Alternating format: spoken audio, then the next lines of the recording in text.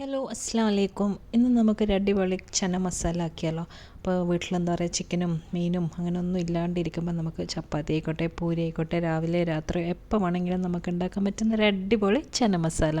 അപ്പോൾ അതിന് വേണ്ടിയിട്ട് ഞാനിത് ഒരു ബൗളിൽ ഒരു 1/4 ടീസ്പൂൺ മഞ്ഞൾപ്പൊടി, പിന്നെ ഒരു 1-1.5 ടീസ്പൂൺ മുളക് പൊടി, പിന്നെ 1 ടീസ്പൂൺ മല്ലിപ്പൊടി, ഈ 3 പൊടികളും ഒരു 1/4 കപ്പ് വെള്ളത്തിൽ ഒന്ന് സോക്ക് ചെയ്തിട്ട് വെക്കണം. ആദ്യം കുറച്ച് നേരം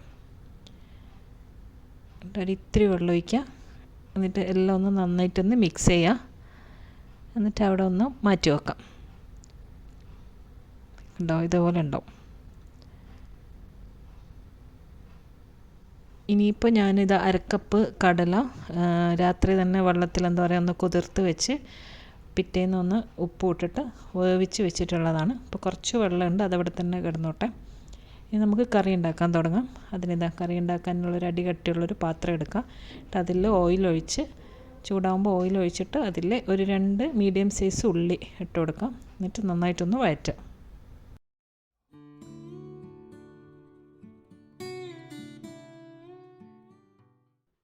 ഉള്ളി ഒന്ന് സോഫ്റ്റായിട്ട് വരുമ്പോൾ 2 പച്ചമുളകും പിന്നെ 1 ടീസ്പൂൺ ഇഞ്ചി വെളുത്തുള്ളി പേസ്റ്റ് ഇട്ടിട്ട് വീണ്ടും ഒന്ന് നന്നായിട്ടൊന്ന് വഴറ്റി കൊടുക്കുക.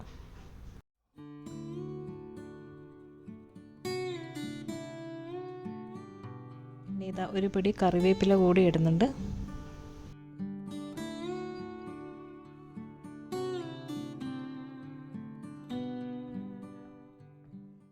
ഇനിയിപ്പോൾ നമ്മൾ നേരത്തെ സോക്ക് ചെയ്യാൻ വെച്ചിട്ടുള്ള പൊടികളുണ്ടല്ലോ, അതൊരു മിക്സിൻ്റെ ജാറിൽ ഒഴിച്ചു കൊടുക്കുക.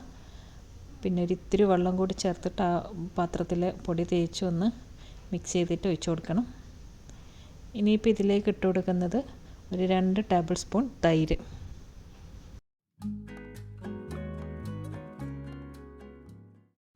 പിന്നെ 1 ടീസ്പൂൺ ക്യൂമിൻ ഉണ്ടല്ലോ, ചെറിയ ജീരകം, അതും ഇട്ട് കൊടുക്കുക. പിന്നെ ഒരു ടീസ്പൂണോളം പഞ്ചസാര. എന്നിട്ട് ഇതെല്ലാം നന്നായിട്ടൊന്ന് അരച്ചുകൊണ്ട് വരാം. ഞാനിത് അരച്ചുകൊണ്ട് വന്നിട്ടുണ്ട്. ഇനി നമ്മളിതാ ഈ ഉള്ളിയിലേക്ക് ഈ അരപ്പൊന്ന് ഒഴിച്ചു കൊടുക്കണം.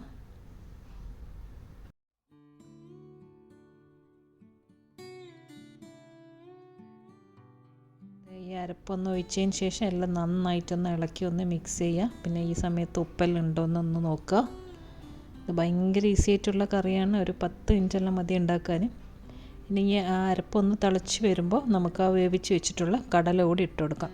എന്നിട്ടൊരു മീഡിയം തീയിൽ വെച്ചിട്ട് എല്ലാം നന്നായിട്ടൊന്ന് ഇളക്കി മിക്സ് ചെയ്ത് ജസ്റ്റ് ഒന്ന് തിളപ്പിക്കാം. അധികം തിളച്ചിതാണ്ട. പക്ഷെ നിങ്ങൾക്ക് ഗ്രേവി അധികം വേണമെങ്കിൽ കുറച്ചൊന്ന് തിളക്കുമ്പോൾ നമുക്കത് ഓഫ് ചെയ്യാം. ഇനി കുറച്ച് കട്ടിയായിട്ട് എന്താ പറയുക, ഇത്തിരി വറ്റിയ പോലെയാണ് വേണ്ടതെങ്കിൽ, പെരണ്ടിരിക്കുന്ന പോലെ വേണമെങ്കിൽ ഇത്തിരി കൂടി ഒന്ന് വറ്റിച്ചെടുക്കാം. ഇടയ്ക്ക് നിങ്ങൾക്ക് വേണമെങ്കിൽ ആ കടലയെല്ലാം ഒന്ന് ഇങ്ങനെ ഒന്ന് മാഷ് ചെയ്ത് കൊടുക്കാം കുറച്ച്. അപ്പോൾ ഇത്തിരി കൂടി കട്ടി കിട്ടും. നമ്മുടെ ചന മസാല ഇവിടെ റെഡി ആയിട്ടുണ്ട്. ഞാനിപ്പോൾ കുറച്ചൊന്ന് പെരണ്ടിരിക്കുന്നൊരു പരുവത്തിലാണ് എന്താ പറയുക എടുക്കുന്നത്.